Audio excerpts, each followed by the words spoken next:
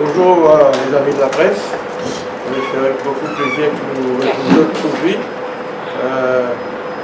une conférence de presse hebdomadaire. Aujourd'hui, la conférence de presse sera animée par trois camarades, moi-même, camarade Jean-Claude Barbier et camarade Vincent Debout. Camarade Vincent qui est le président d'une commission de développement durable.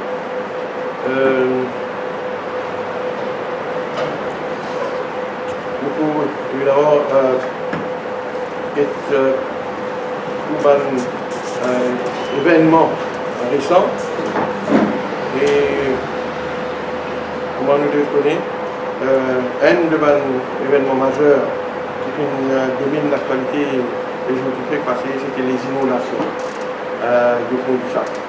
Et c'est sur ce sujet que nous passe camarade Vincent Debout la parole.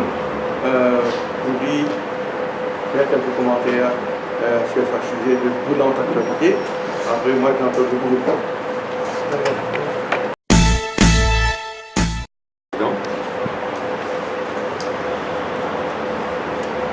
Et nous tous, ça va un moment de désolation qui certains dimonis vivent ces derniers jours. Et tout ça grâce à quelques minutes de pluie. Nous tous connaissons qu'il y a un phénomène récent qui finit de développer, comme le changement climatique. Il est quand même quand il finit soi-disant chasser de fond du sac. Cette explication, c'est qui? C'est la dame nature, nous ne pouvons pas faire grandes affaires. Mais c'est vrai qu'il y a un côté la nature, nous avons aussi le changement climatique, c'est vrai. Nous ne pouvons pas deny ces éléments-là. Mais encore, il y a des affaires que le gouvernement n'a pas peur de comprendre, ou peut-être il comprend, mais il n'a pas accepté ça. C'est qu'il finalement certains développements récemment qui peuvent amener ça dans la situation. Finalement, il y a un témoignage à fond du sac, même que quand vous êtes jeune, vous vivez là-bas depuis votre jeunesse, jamais vous ne connaissez cette situation-là. C'est vrai que la topographie est propice à l'inondation, mais jamais vous ne connaissez parce qu'il finit arriver entre-temps, qui fait à cette terre-là qui, d'année aller venir, l'année d'année en année, nous pouvons gagner ça un événement-là. C'est parce qu'il finalement un développement qui nous appelle sauvage, qui fait un développement sauvage parce que nous avons un développement, Maurice, qui est accompagné d'un plan. Dans le domaine pays qui est développé, vous êtes finalement un développement qui est normalement dicté par un schéma d'aménagement. Nous ne pouvons pas faire développement partout que tout est. D'accord? L'état de Maurice n'est pas un territoire qui est homogène partout. D'accord? Il n'est pas pareil partout, il n'est pas plat. D'accord? Donc nous avons un terrain, nous avons une zone qui est bon pour les affaires, nous avons une zone qui est bon pour les autres affaires. Par exemple, nous avons une zone qui est inondable. Donc, une zone inondable, c'est-à-dire qu'il y a une zone qui n'est pas propice pour un développement, par exemple, résidentiel ou tout autre développement infrastructurel. Donc, ce qui finit d'arriver, aujourd'hui jour, le gouvernement abdique ses responsabilités dans un développement ordonné. Parce que ça, c'est le gouvernement, son rôle, ça. Ce n'est pas le secteur privé. Aujourd'hui, le gouvernement abdique sa rôle d'aménagement du territoire, qui veut dire, nos priorités, c'est faire développement à n'importe quel prix. Secteur privé, il est décidé que pour développer, comment pour développer, et s'il peut amener quelques milliards d'euros, ce projet passé.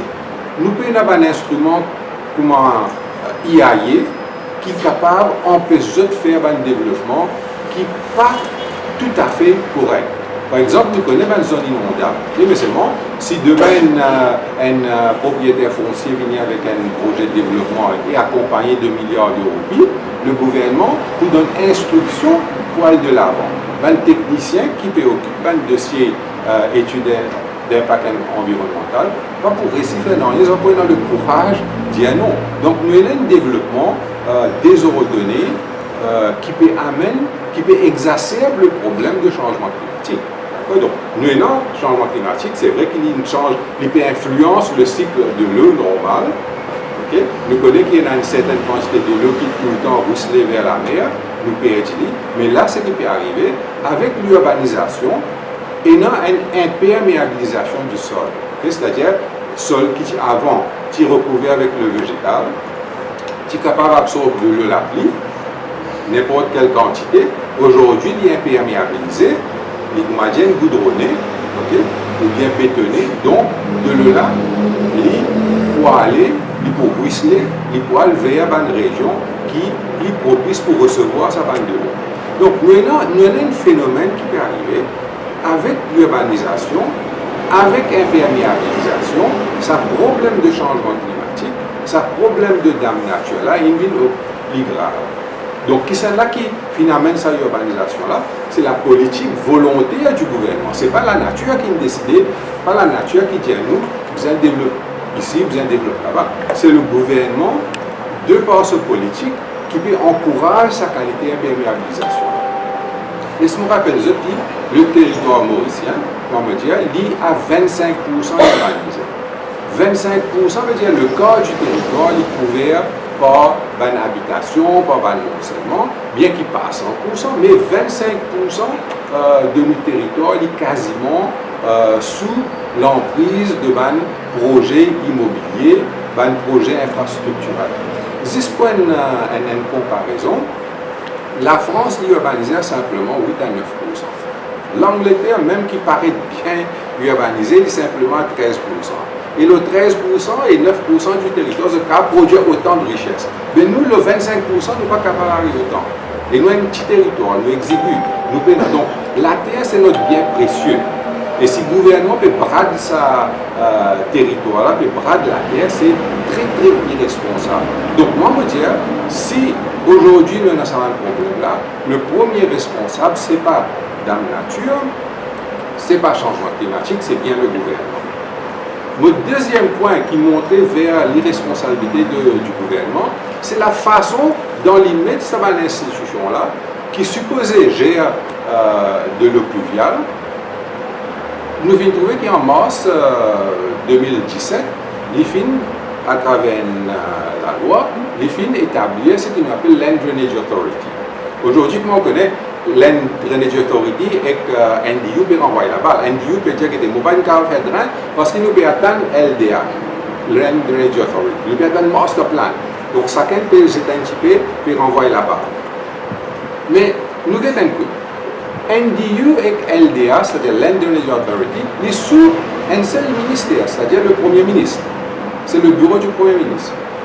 Ce qui plie révoltant là-dedans, c'est que le Permanent Secretary qui occupe la NDU, National Development Unit, est aussi chairman de la EADA. Donc, chairman EADA, chairman LDA, c'est-à-dire Land Drainage Authority, qui tombe sous NDU, est chapeauté par la même personne. Donc, nous trouvons dans une situation cocasse, délicate. Là, comme on dit, NDU peut blâmer LDA, il peut blâmer lui-même. D'accord? Donc, maintenant, une situation aussi de juge les parties parce que LDA, Land Drainage Authority, supposait une autorité technique. Les besoins staff, les besoins équipés par les besoins staff par un technicien de haut niveau parce qu'il crée un drain, concevoir un drain, ce dimensionnement, etc., sous divers scénarios, demande un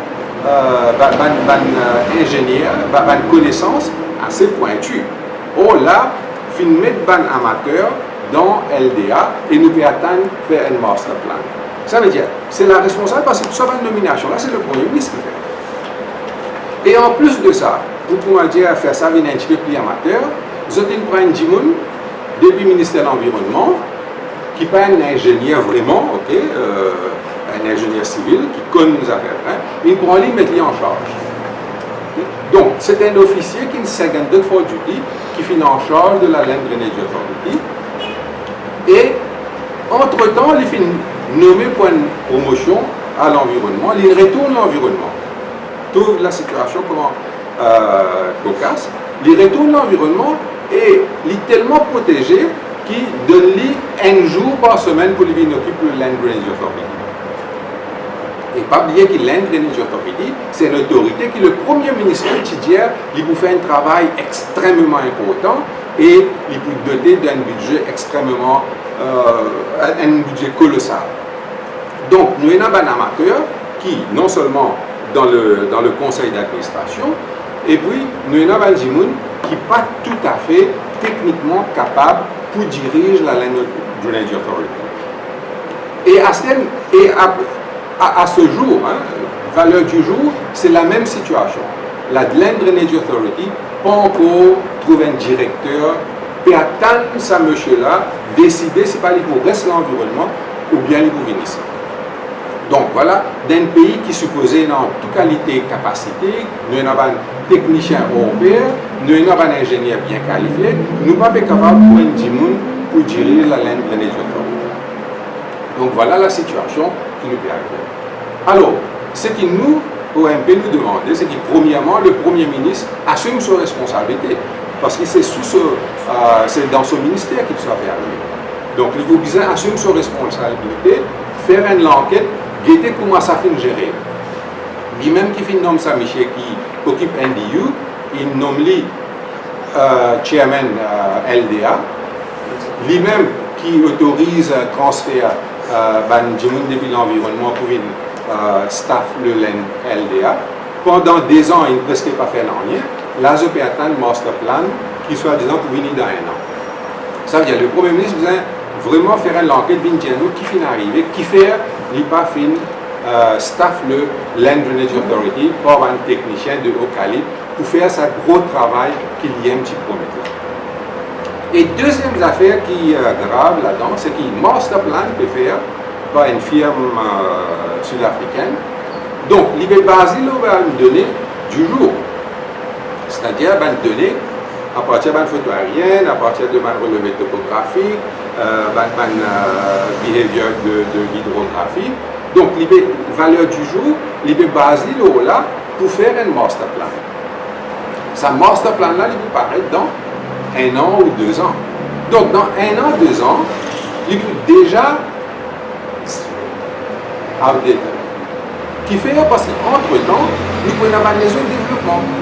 Puisque nous prenons un plan de développement, personne n'a qu'à donner un document pour dire voilà, pour un développement ici, pour un développement là-bas. Ça veut dire ça. Moi, ce plan-là, pas pour capable de prédire combien de gens pour dans cette région-là. Il vous fait un développement pour fond du sac, ou bien pour côté, ou bien pour terre rouge, sans qu'il soit capable de prévoir qu'il dans 2 ans, 3 ans, pour autant de gens. Ça veut dire le network qu'ils ont venir avec dans master plan est déjà outdated, est déjà caduc quand il faut implémenter. Ça veut dire ce qu'il vous besoin, il est nécessaire que le gouvernement règle ce politique d'aménagement du territoire pour qu'il nous ait un plan, un schéma directeur digne de ce nom, et ensuite sa division qui occupe l'aménagement du territoire, qui est depuis dans sa trou qu'il y était dans le ministère des Terres là, et donner sa lettre de noblesse, et donner sa fonction importante là, parce que NDU dit qu'il peut attendre master plan drainage, mais land drainage, il n'est pas capable de faire un bon land drainage master plan sans sa aménagement du territoire, sans sa plan aménagement du territoire. Ça veut dire, voilà, nous pouvons, comment dire, pas capable faire la séquence correctement. Hein. C'est le modèle de développement. Le gouvernement peut temporiser et je crois que nous avons besoin de dire carrément que c'est le gouvernement qui est fautif. C'est une inondation aujourd'hui, il est pour aggraver. Et puis il y a aggravé, puis la responsabilité pour rester c'est pour le gouvernement. Voilà, c'est comme ça. Merci, Jean-François. Camarade président, bienvenue à mon ami journaliste. On déploie le premier point de cause, le Rochebois. Rochebois, c'est le mot, c'est l'endroit que l'on naît, que l'on grandit, que l'on a à l'école, que l'on est marié, que nos enfants grandissent, que nos enfants à l'école. Et aujourd'hui, nous sommes bien blessés, pareil comme beaucoup d'habitants Rochebois, par rapport à ce qui peut passer aujourd'hui. stigmatisation qu'il y a envers les habitants de Rochebois. Au lieu de dire Rochebois qui produit un grand footballeur, qui est l'équipe champion, Rochebois Boy Scout, Saint-Martin, Golden. Rochebois qui produit un champion, natation, non seulement national, mais qui représente notre pays en Afrique, qui a une médaille d'argent, une médaille de bronze en Afrique. Rochebois non seulement produit moi, aussi comme le maire, comme député, mais aussi apporte-moi finalement d'autres camarades. Nous aussi des autres camarades suivent, connaissent, qui fait aussi le maire, qui fait aussi député, qui fait aussi ministre. Et récemment, un autre camarade adjoint maire qui me défend brillamment. Hein? Un camarade qui a le couleur du Rochebois comme adjoint maire. Rochebois produit des enfants dans l'école Rochebois qui sont occupés de travail dans l'Angleterre, dans l'Amérique, et de un poste extrêmement important, qui me trouve bien. Hein? Rochebois, dès l'année de suite, je produis un lauréat. Mais pourtant, les enfants Rochebois, il y a beaucoup de difficultés pour gagner travail pour les services publics. Dans le port, les enfants Rochebois, ils descendent l'Osimé, faire manifestation, crier, mais une indifférence totale vis-à-vis des enfants Rochebois. Dans Rochebois, il y a une volonté extrêmement forte de travailleurs sociaux. Et là, ce qui vient de la tête, le mouvement pour le progrès de Rochebois, comme mon camarade Lindsay Mouvant, depuis des années, qui fait un travail formidable. Le mouvement pour le progrès de Rochebois, qui fait un travail social permanent, formidable dans l'endroit. Donc, il y a tout ça là, donc, qui est un journaliste qui est capable de mettre l'emphase, si tu as envie, cause le Rochebois. Malheureusement, Rochebois continue à subir une discrimination, une stigmatisation, un préjugé, un effet négatif. Et tout ça pas financé, alors qu'ils ont dit un journal de la une de ce premier page, Rochebois cité Nissa. Donc, vraiment, c'est une aberration, des blessants, pour tous ces efforts qui tout le monde du monde Rochebois peut faire pour qu'il aboutisse dans tout, dans les grandes lignes, ce qui veut dire le passé va le faire là pour démontrer cette volonté de progresser dans l'avant. Et les malheureux qui a causé d'un poignet du monde qui se comporte mal, comme dans tous les autres endroits, et c'est ça qui fait le titre d'un journal et qui englobe là-dedans tous les habitants de sa région. Franchement, je ne peux pas trouver Bando pour qualifier cette irresponsabilité, un manque total de professionnalisme d'un journaliste et qui sont rédactés et laissent ça passer. Vraiment, donc, c'est extrêmement dangereux, blessant. Et le mouvement patriotique nous condamne sans réserve, sa qualité action qui a été logique, qui a pu écrire l'endroit pour, encore une fois, humilier les enfants. C'était une humiliation pour tous les habitants et tous les enfants rochebois qui peuvent faire des efforts de l'année en année, de jour en jour, pour être capable de sortir de l'impasse, de la difficulté, de la ghetto qui fait créer successivement d'un gouvernement à l'autre. Et il peut continuer, de maintenant il y a encore pire, ce qu'il peut dire, par rapport à la discrimination reconnue qui est aujourd'hui par une instance nationale et internationale par rapport à enfants. Mais pas seulement Rochebois qui subit ça. Mais Rochebois, il y a un symbole, et Rochebois, il est cité en exemple, et quand nous peut dire Rochebois, nous peut causer aussi plusieurs des autres quartiers similaires, non seulement de la capitale, mais aussi ailleurs. Alors, une fois pour toutes, nous faisons un appel à la journaliste. Arrêtez. Il n'est pas arrêter de faire sa qualité discrimination vis-à-vis d'un secteur de la population et un groupe, l'équipe de nos pays. C'est vraiment inacceptable et nous condamnons sa qualité d'action. Le deuxième point, mon camarade, que je suis envie de prendre, il concerne la situation à la Tourkénique concernant CMT. Ce n'est pas la première fois que CMT a pu polier sa région-là, qui peut créer des difficultés comme l'hôpital. Ce n'est pas la première fois. La Tourkénique, il subit ça plusieurs fois dans le passé, quand CMT peut refuser sur la cheminée et que tu un boiler, c'est ça, un boiler, pardon, un boiler qui servit un chauffe-eau, un fuel oil ou même diesel qui en permanence j'ai besoin de la fumée avec une habitation qui à côté. Alors qu'il y a plusieurs technologies qui sont capables de mettre en place pour soulager sa situation-là. Dans le passé, je suis fréquemment, maintenant de temps en temps, et comment dire, pas assez maintenant, acheter un stock de produits dangereux qui est néfaste pour la santé des habitants, aujourd'hui dans un conteneur à côté des habitations. Donc, très dangereux. On croit que la compagnie CMT continue de démontrer une indifférence totale. Une indifférence totale vis-à-vis de la santé des habitants qui autour. Et quand nous cause corporate social responsibility, il faut partie de son responsabilité sociale, aussi, pas juste un petit cash de son profit, mais aussi prendre en considération tout ce qui appelle la santé, le bien-être des habitants autour du développement industriel. Donc il n'y a plus stop cette qualité l'attitude-là.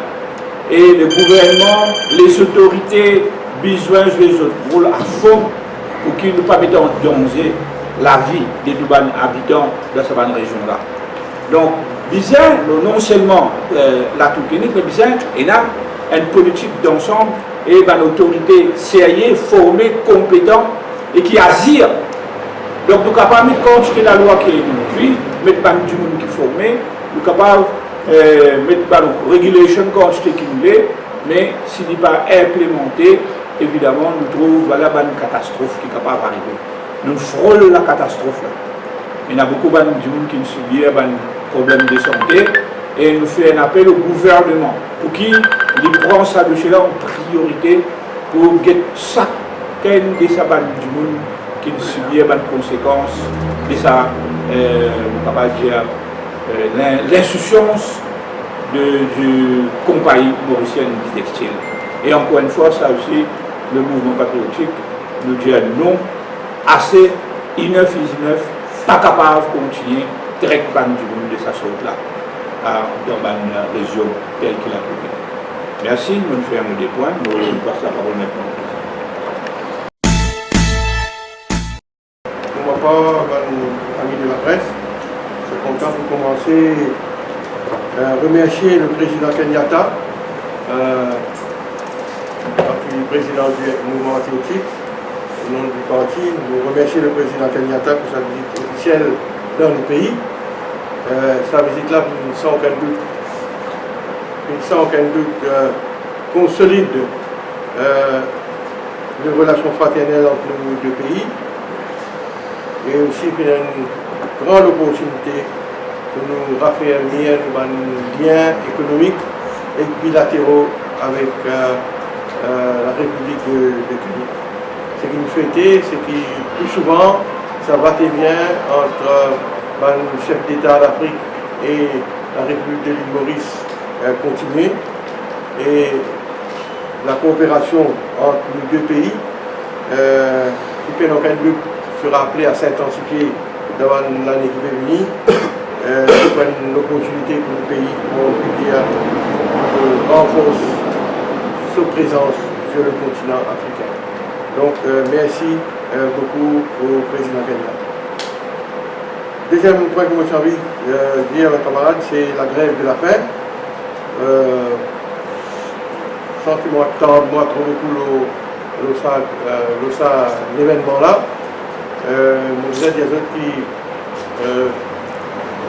nous évidemment bien contents qui finalement après 16 jours, camarade Clancy Ormond, ils mettent fin à la grève de faim qui nous fut amenée. It was high time, on dit en anglais.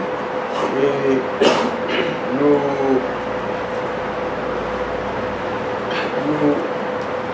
solidarisons avec lui tout le long de la grève de la fin là. En effet, le lendemain qu'il commence la grève, moi-même et camarade Tania Diol nous y allés. Quelques heures après, les autres camarades dirigeants du parti y allaient. Et OMP nous suivre sa tragédie-là, si nous sommes capables d'appeler, parce qu'il y a une seconde quand il fait la grève de la faim, c'est l'ultime recours. Et nous sommes présents, moi personnellement, parce que tous les jours, je suis là-bas, parce que moi, personnellement, mon sentiment concerné quand ça la lutte là, je rappelle il y a 14 ans de cela, en 2005, quand j'ai débuté l'opposition, après qu'il y ait même mes camarades du pouvoir, au milieu de l'année 2005, je te rappelle, en novembre 2005, c'est-à-dire 14 ans de cela, je pose un petit cul au ministre Dalal, qui était ministre de la Terre à l'époque, il a la copie avec moi,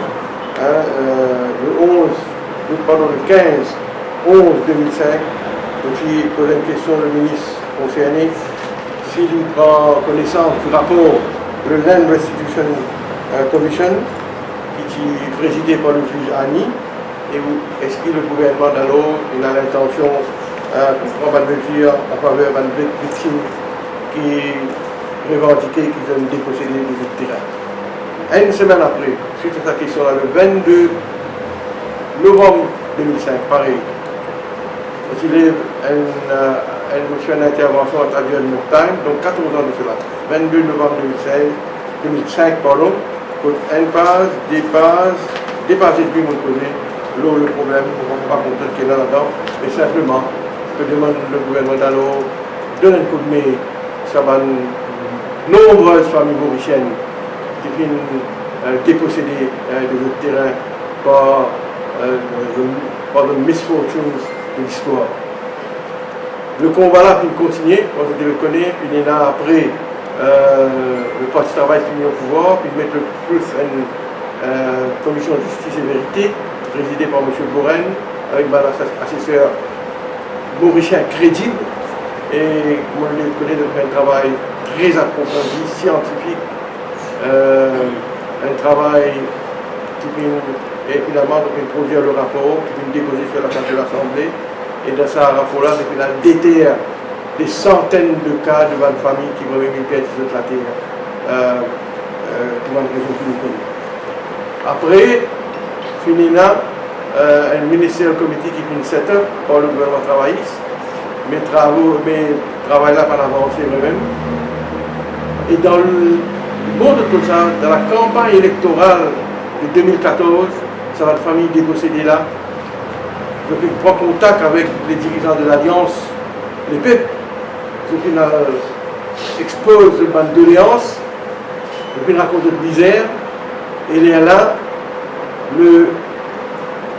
l'Alliance des peuples qui promet une fois au pouvoir pour régler le problème, pour mettre le fameux land court, pour cette land court là. C'est à cause de ça que ça figure dans le manifeste électoral de l'Alliance des peuples. Et ça, votre famille dépossédée là, ils promettent le gouvernement qui donne notre soutien à l'Alliance des peuples. Et parce qu'ils ont envie qu'il a l'Alliance des peuples le pouvoir pour régler le problème. Donc, le manifeste électoral est publié, la promesse électorale a été faite, et qu'on devait connaître, rien de concret qui est arrivé.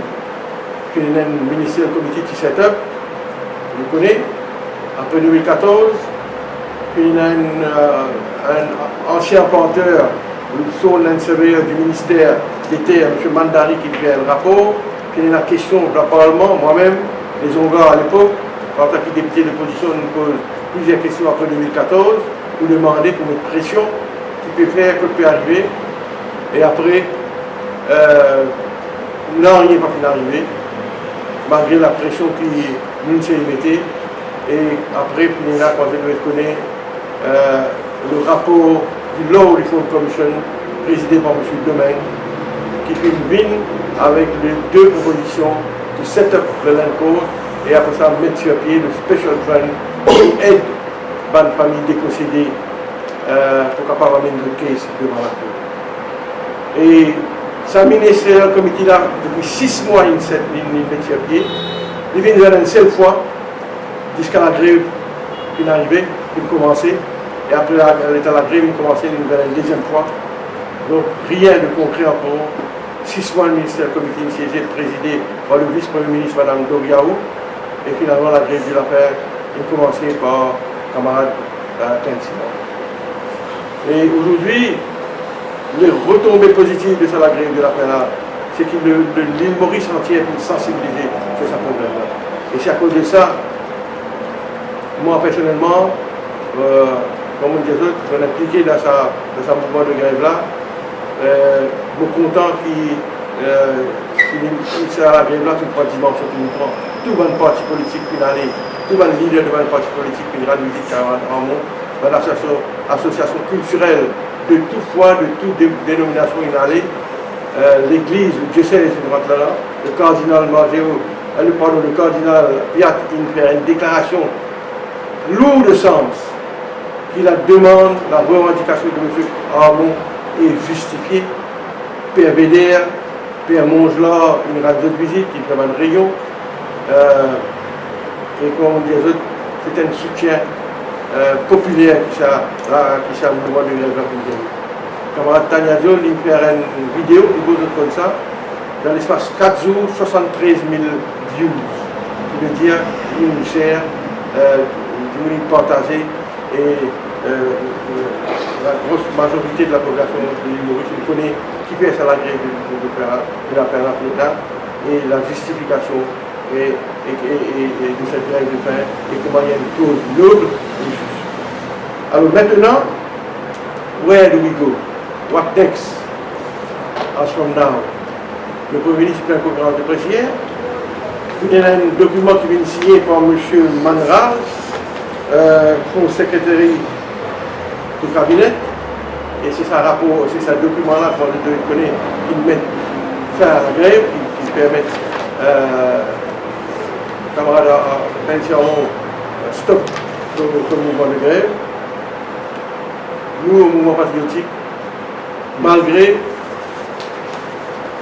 nous bien conscients de ce qu'il y a là contre le pouvoir de Salet-là, malgré qu'il n'y a aucun time frame, aucun firm commitment de la part du Premier ministre, et ou bien au nom du Premier ministre, quand ça la loi va passer, exactement, quand il faut introduire devant le Parlement, malgré que référence a été faite au Special Fund, au prochain budget, mais j'espérais que le gouvernement tienne la parole, que le Premier ministre et ce cabinet amènent au plus vite possible ça la loi à l'encontre.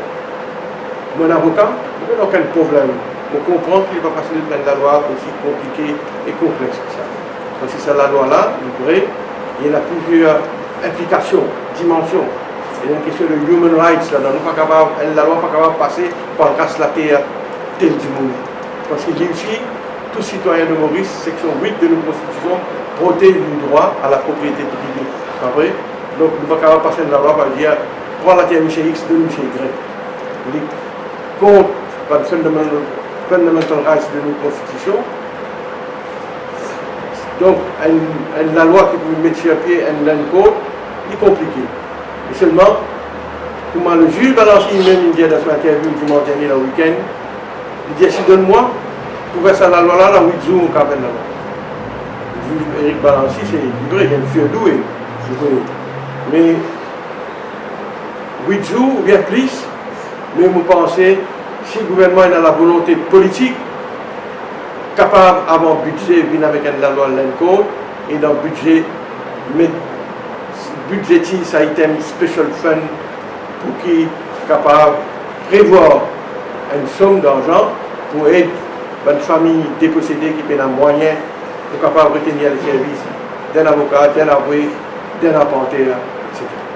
Donc, c'est à cause de ça votre camarade, pour nous aujourd'hui, ce que nous avons envie de dire, que nous continuons de soutenir cette lutte-là, OMP, nous continuons de donner un coup de main, qui nous donne, pour dire, tous les jours, nous présents derrière l'église Immaculée Conception, parce que c'est vraiment juste pour qu'il s'appelle du monde. Donc à cause de ça, moi, je suis content de demander au Premier ministre de respecter l'engagement que M. Banra prend et de tourner une page dans l'histoire et mettre du bout sa structure là. Si pas les points de l'encours ou bien les points de l'indivision, nous allons rentrer dans le détail de la subtilité de la loi, qui veut dire l'indivision, qui veut accabler l'indivision, est-ce qu'il vient passer là pour l'indivision ou bien non, ou bien capable de administrativement.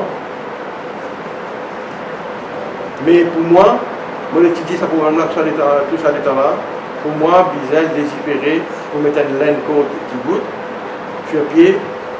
Et dans le rapport de M. Rosario Domingue et son collaborateur, il y a plusieurs modèles de la loi là-dedans. Sud-Afrique, il fait la loi, dans lesquelles la loi, il appelle ça Land Claims Code, il met sur pied une commission qui peut aider les claimants, les gens qui revendiquent soit une compensation, soit retour de toute la terre. Et là-dedans aussi, il met, dans même la loi, il met un Land Code sur pied et il élabore les pouvoirs de sa Land Code là. C'est-à-dire, et ici dans nos pays, il n'y a aucun problème, sa Land Code là peut la même droit qu'il a pour suprême, qu'il est juge de la Cour suprême, avec la possibilité de faire l'appel contre la décision du Cour devant la Cour suprême. Donc, je ne vais pas banaliser la situation, mais il n'est pas difficile avec un avocat, homme de loi compétent qui nous a dans le State Law Office, encadré par le Ministerial Committee, qui gouvernement met lui-même, pour prendre la loi qui peut amener la justice, qui tout ça va être famille peut demander dans le pays. Donc, c'est ce que nous avons envie de dire pour aujourd'hui, mes camarades, sur ça, et bien sûr, je remercie, je félicite le camarade Armand pour son courage. À un certain moment, je suis désespéré pour lui. Je peux penser à n'importe quel moment, l'ambulance pour une CSI. Je commence à perdre un peu la mémoire, je commence fatigué. Difficile pour lui marcher, je vais à la toilette, je vais sauter la rue pour la toilette, pour une besoin naturel. Je suis parti pour je vais bien aidé par les autres camarades. Donc n'importe qui est capable d'arriver à cause ça, qui nous dit il y a des chapeaux bas pour ce courage qu'il nous démontré. Et comment nous connaissons aussi seulement Jack Bislal, il me dit que si pénanani, la grève qu'il suspend, la grève qu'il suspend, si non n'est pas arrivé dans les semaines, dans les mois qui peuvent venir, donc il réserve le droit de recommencer la grève, pas en mots, mais encadré devant les autres camarades qui déjà pour les autres volontaires pour rentrer dans la grève là, pour faire la cause devant nos camarades dépossédés, devant une famille dépossédée entendue. Donc nous souhaitons qu'il n'y ait pas besoin déjà la grève de la faim en faveur de nos camarades dépossédés, de nos camarades qui déspoliés de notre terre. Nous souhaitons que le gouvernement continue grâce à l'état d'esprit dans lequel il était maintenant, c'est-à-dire qu'il retourne à la raison. M. Vanraj prend certains engagements dans ce document-là et nous demande que le gouvernement, les autorités respectent l'engagement qu'ils ont pris et que plus vite que possible, le Parlement vote ça la loi parce qu'il faut une unanimité dans le Parlement quand le LENCO pour prononcer. Si, évidemment, il y a une loi qui fait dans le cadre de nos constitutions, je suis bien en quelque chose l'anticonstitutionnel là-dedans, de tout le vote, mais on attend donc que la loi, le Parlement, le plus vite.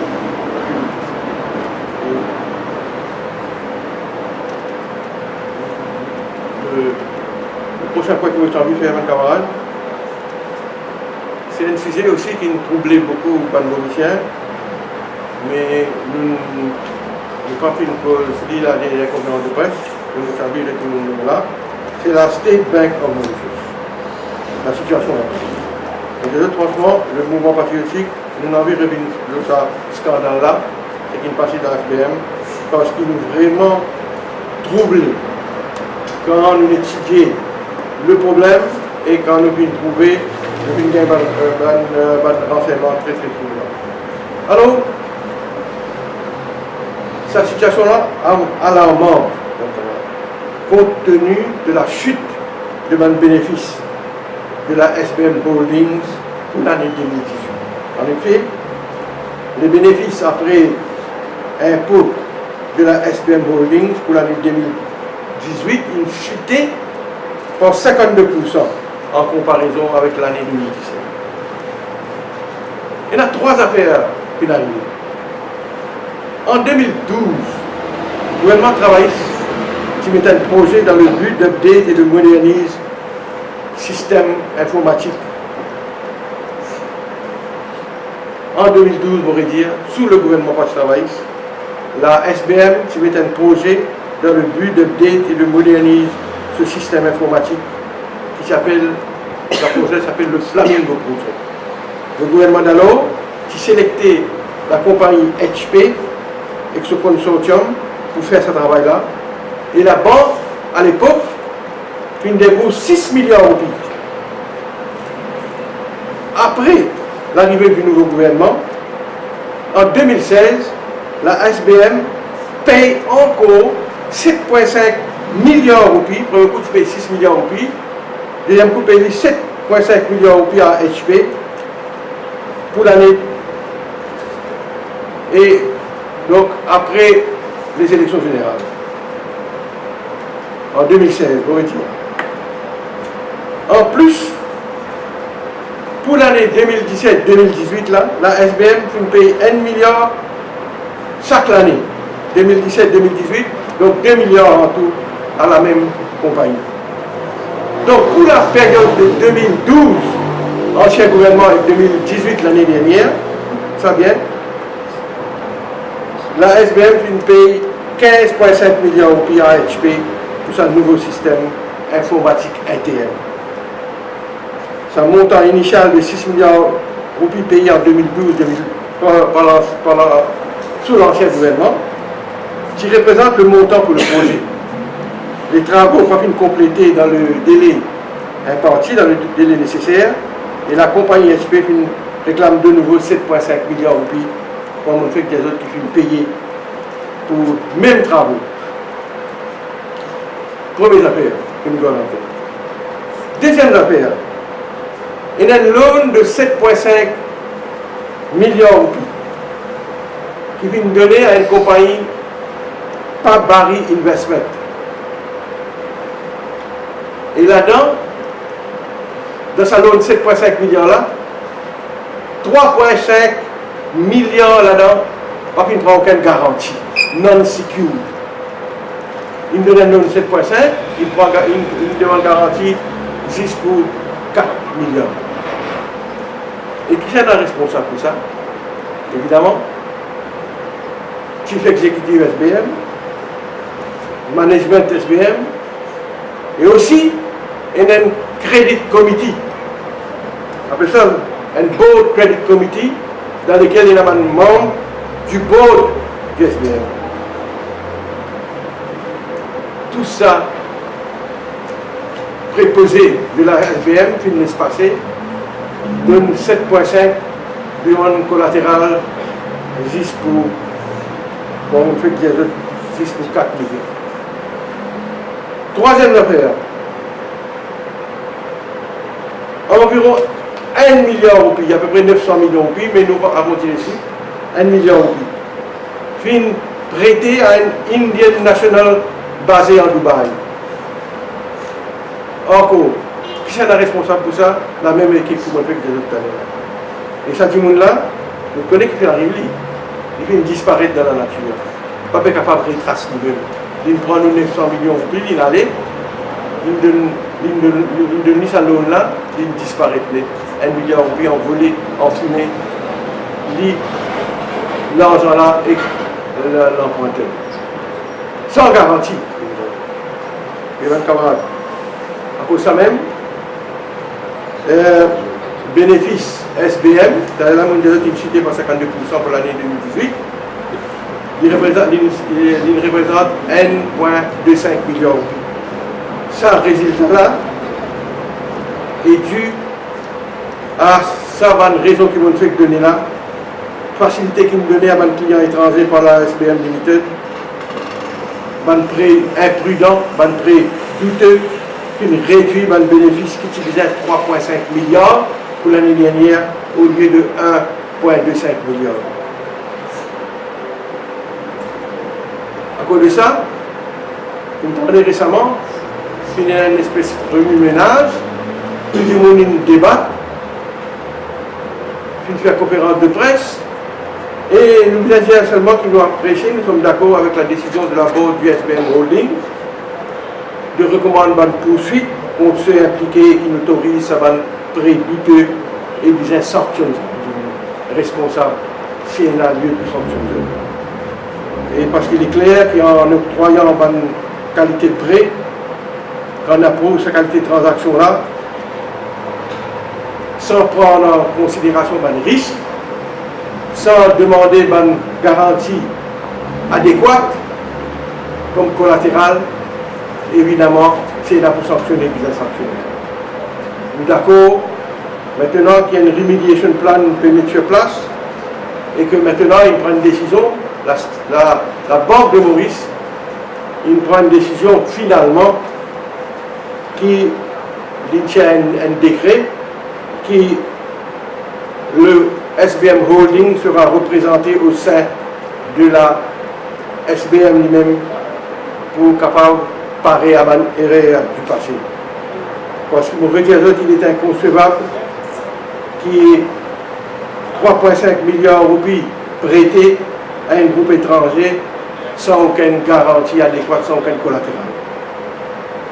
Seulement, on nous pose la question, le chairman de la SBM Holding, est-ce qu'il est capable de l'ignorance? Est-ce que la holding a été mise au courant que ce n'est pas un prénom performant là qui peut accorder à un étranger sa compagnie Kenya par Barry Investment là? Est-ce que le chairman du SBM Holding connaît peut donner un intermédiaire basé à Dubaï presque 1 milliard de roupies et ça même intermédiaire comme on fait qu'il disparaît du radar de la banque? Et dernière question que nous vous a posée, le rôle de la Banque de Maurice dans tout ça.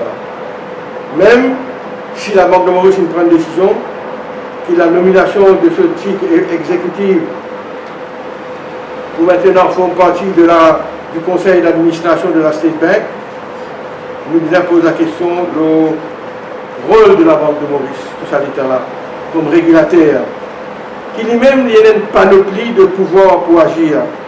Et est-ce qu'il va être capable d'empêcher la SBM d'être mêlée à autant de scandales causés par l'imprudence, causés par la légèreté et la négligence de votre proposé de la SBM? Vous voyez, il est grave ce qui passait dans la SBM. Et en plus, en l'espace d'une année financière, les dépenses globales du groupe, les dépenses, ne peut cause dépenses, on peut cause loan, dépenses globales du groupe, ils ont augmenté par 1 milliard de roupies dans l'espace d'un an. C'est un coup dur pour le prestige et l'honneur de la banque dont la réputation et la gestion, on le devait connaître dans le passé, ont été au-dessus de toute bonne critique et bonne blague. C'est une performance peu enviable de la SBM. Et tout ceci, c'est un coup dur pour le secteur bancaire en général. Et le mouvement patriotique donc nous souhaitait que les responsables de holding et d'autres responsables prennent toutes les mesures nécessaires pour renforcer les paramètres concernant les prêts à gros risques pour éviter de mauvaises expériences qui conduisent à la perte et à la crédibilité de cette institution qui a été pendant bien longtemps un joyeux dans le secteur bancaire. Et nous aussi demander qu'il puisse arrêter le choix politisé de notre membre du board. C'est bizarre, arrête de choisir le là, nos critères politiques. Parce que le board de la SBM, c'est un board important, qui a une mission importante. On pensait le Premier ministre et toutes les autorités dans le gouvernement visant à réaliser qu'il est capable de continuer de politiser un board aussi important qu'il a SBM. Avant-dernier point que nous avons fait, mes camarades, c'est nos Declarations of Assets. Nous condamnons ce qui est arrivé concernant sa projet de loi-là. Je connais, en décembre l'année dernière, la loi s'est présentée, moi-même dans l'opposition, donc je suis intervenir pour affirmer que cette loi-là est une loi correcte, qui n'est pas en avant.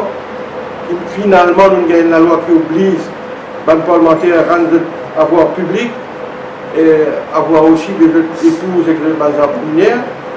Et cette loi-là, c'est une partie intégrante de tout le principe de la transparence de la vie publique, la moralisation de la vie publique, l'intégrité, la probité, la transparence de notre politique, et qui nous élus, les parlementaires, un devoir d'accountability à notre électorat.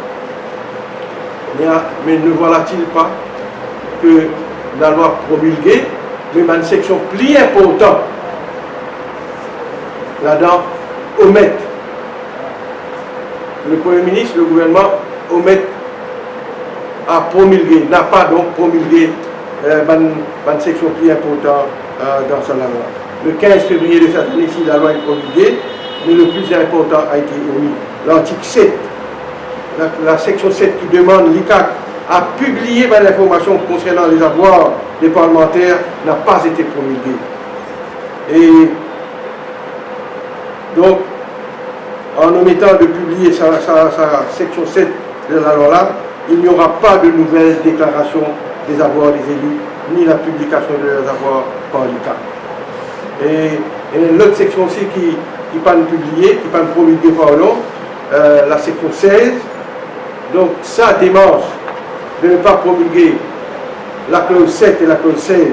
Et la clause 16 stipulait qu'il allait 90 jours après sa nouvelle loi-là promulguée, tout le monde visé par sa loi-là, c'est-à-dire nous, le conseil municipal, le ministre, le conseiller du district council, etc. Ils ont soumis un nouveau relevé des notre avoirs à l'ICAC. Tout ça n'est plus visé maintenant par l'omission de promulguer l'article 7 et l'article 16. Ça, la loi-là, une cadique en vérité. C'est un blabla, un tam-tam devant l'autorité au pouvoir qui promet que sa nouvelle loi-là promouvoir le concept, c'est qu'on appelle le concept de disclosure des avoirs de notre parlementaire. Alors, à cause de ça, nous condamnons ça au MP.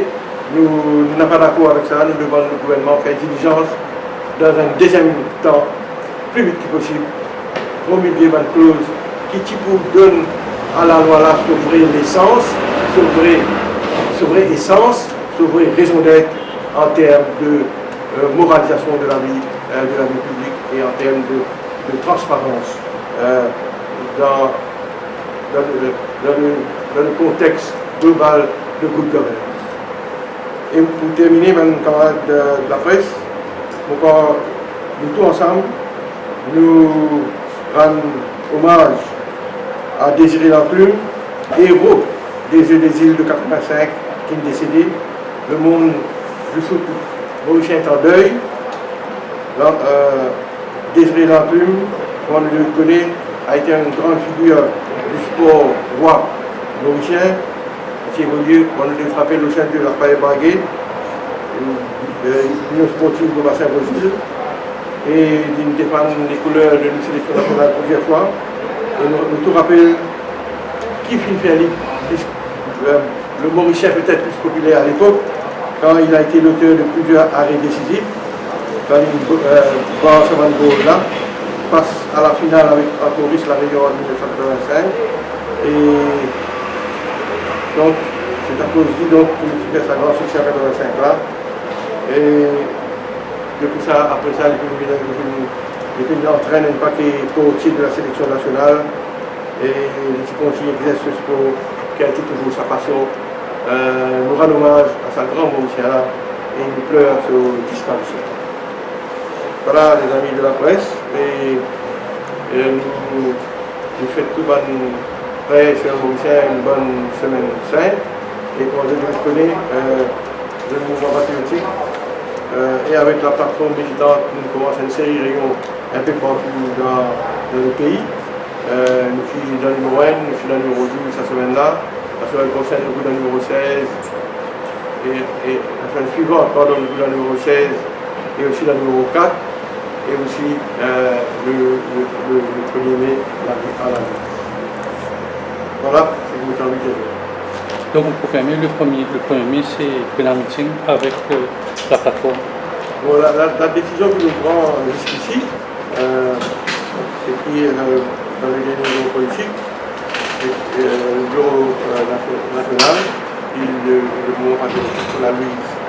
Et là, nous pouvons discuter avec nos camarades plateforme. Voilà, c'était la petite question. Oui, par rapport à 1,5 million, c'est-à-dire le programme qui SBM a acheté, c'est-à-dire qu'il n'est pas pour lui. Il n'est pas acheté. Il y a l'impression qu'il peut louer. Il peut louer ce programme-là parce qu'il peut payer 1,5 million tous les oui, oui. Il peut payer une licence. Non, licence du non, réaugmenter encore, pas une période de 6 milliards, une période de 7,5 milliards. Donc ça dernière année qui fait passer là, 2017 donne à quoi 1 milliard, 2018 donne à quoi encore 1 milliard pour le pays.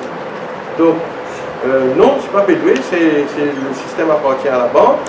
Le deal c'était qu'ils devaient mettre un nouveau système informatique là, mais je ne gagne pas ça. Donc c'est pas le biais qui peut payer 1,5 million, on va dire là. Je continue à dire.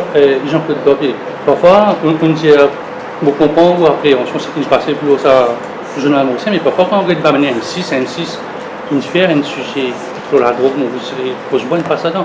Comme une télévision étrangère, on ne peut pas entendre tout cause aussi violemment que nous causons là. On fait un programme nous la drogue. De cause la drogue. L'envers du décor de Maurice. Mais quand nous faisons un programme, nous connaissons l'endroit. Ne pas nier qu'il dans Rosebois, il y a un drogué, pareil comme il y en a un peu partout dans Maurice. Mais là, le sujet, on traite la drogue, il traite Rosebois, et ça, c'est très grave. C'est ça qui est révoltant et qui est humiliant pour un habitant. Et inacceptable. Il n'est pas dans la même langue que vous pouvez guetter. Rien à voir. J'ai dit. Merci, madame. Merci.